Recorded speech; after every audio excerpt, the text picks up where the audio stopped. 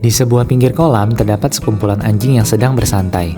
Seekor anjing yang penasaran dan haus terkadang mencelupkan wajahnya ke dalam kolam untuk mencicipi rasa air di kolam ikan. Namun sepertinya ikan-ikan itu tampak tidak senang. Mereka mendekati anjing tersebut dan seolah berkata, "Pergi sana, jangan ganggu kami, ini bukan tempatmu." Seekor ikan langsung mengibaskan ekornya hingga membuat air kolam membasahi wajah anjing itu. Ikan-ikan itu seolah berkata, "Rasakan itu." Namun, anjing yang cuek itu tetap saja ingin menggoda ikan-ikan itu dan tidak peduli walaupun sudah diusir. Sungguh momen yang lucu ya.